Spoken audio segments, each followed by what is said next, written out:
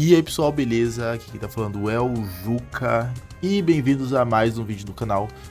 Nesse vídeo eu vou fazer um vídeo um pouco mais direto, um pouco mais diferente do que eu já estou acostumado de fazer e falar sobre como eu fui aprovado 3 vezes no Enem, no Sisu e outras faculdades que eu fiz em 3 vestibulares diferentes. Tudo isso estudando em casa, sem nenhum tipo de cursinho e somente com técnicas que eu simplesmente aprendi ao longo desse tempo.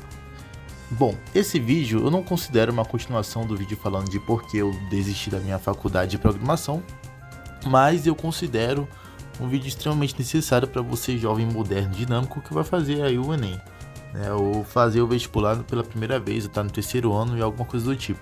Quer prestar medicina, quer prestar algum concurso público. Bom, eu sempre tive dificuldade em estudar em cursinho, porque era sempre uma rotina bem cansativa, ter que sair de casa, pegar ônibus, ficar em uma sala super lotada, às vezes eu ficava em um local bem ruim para enxergar, e eu também não gostava muito da interação professor-aluno, porque eu me sentia sempre muito distante. E eu achava que era completa perda de tempo ficar em cursinho, porque eu ficava lá vendo a aula, assistindo, resolvendo exercícios com o professor, e quando chegava em casa eu estava morto demais para estudar. Então meio que não fazia tanto sentido, eu me sentia prejudicado estudando em cursinho. Então eu resolvi estudar em casa. Eu mesmo falei, mãe, eu vou estudar em casa porque não tá dando pra mim estudar em cursinho. Ela, beleza, estuda aí em casa. E eu vou te dar algumas dicas, alguns macetes de como estudar. E o primeiro de todos, cara, é você ter uma checklist e um cronograma. Você precisa ter uma checklist e um cronograma, porque a primeira coisa que acontece quando você tenta estudar em casa é a falta de direcionamento. Você não vai ter direcionamento quando você entrar, tá? Você não vai ter nenhum tipo de direcionamento. Você vai ficar completamente perdido, você não vai saber o que estudar. Se você tiver uma checklist e um cronograma, isso vai te ajudar bastante. Por quê? O cronograma vai dizer ali o que tu vai estudar naquele dia. Português, história e geografia. Digamos que vai ser desse jeito. E na checklist vai ter lá os conteúdos que tu vai estudar. Que vai ser, sei lá, crase, figuras de linguagem e biomas e história do Brasil. Pronto. Aí vai ser isso na checklist. Depois que você estudar isso, você vai lá no checklist e coloca o que você já estudou. Depois de você ter estudado isso, você vai para o segundo passo, que é fazer o resumo. Se você é igual eu particularmente não entendo as coisas escrevendo, eu entendo as coisas escutando. Então eu escutava ou aprendia a assistir a aula e depois eu fazia uns resumos, ouvia algum resumo sobre aquele assunto. Por quê? Porque isso daí vai te ajudar a lembrar do que você estudou. Imagina que você estuda 3 horas de história do Brasil. Na primeira hora você entende uma coisa, na terceira hora já vai ser outro assunto. Digamos que na história do Brasil a gente começa com o Brasil colônia. E depois, na hora 3, você está estudando o Brasil Império. Então é que você vai esquecer, entre aspas, quase tudo que você viu sobre o Brasil Colônia. E o resumo vai te ajudar a lembrar e fixar melhor esse conteúdo. Certo? Então os resumos eles estão extremamente importantes.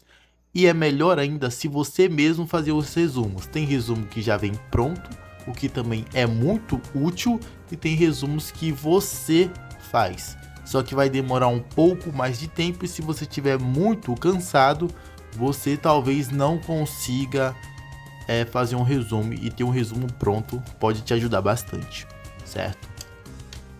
Outra coisa, a terceira coisa que vai ajudar bastante, lembrando que o primeiro é você ter um cronograma e uma checklist, o segundo é ter os resumos, e o terceiro é, sem sombra de dúvidas, o que me ajudou muito. Cara. Eu digo que 50% da minha eficiência em ter sido aprovado nos vestibulares foi ter feito questões, foi ter feito exercícios.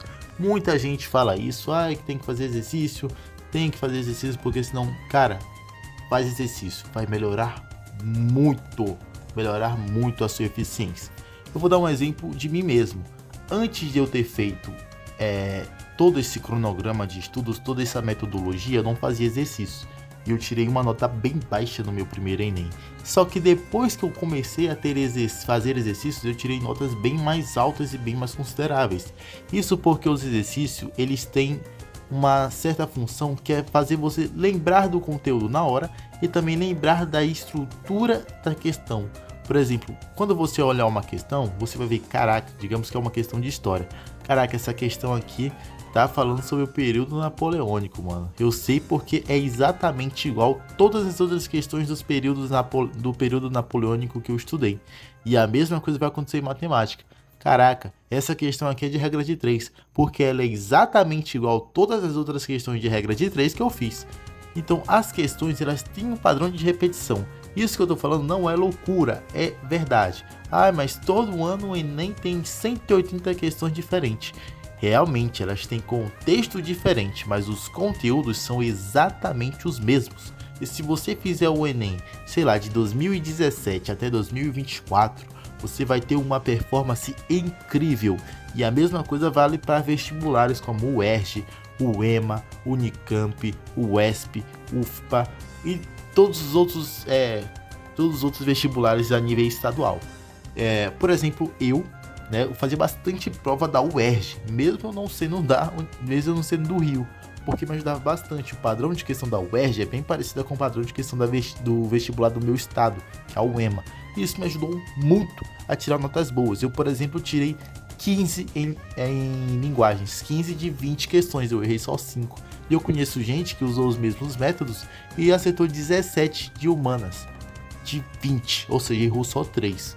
Então, cara, fazer exercícios é a melhor das fórmulas, é o melhor do jeito de você conseguir ter maior eficácia aí nas suas notas.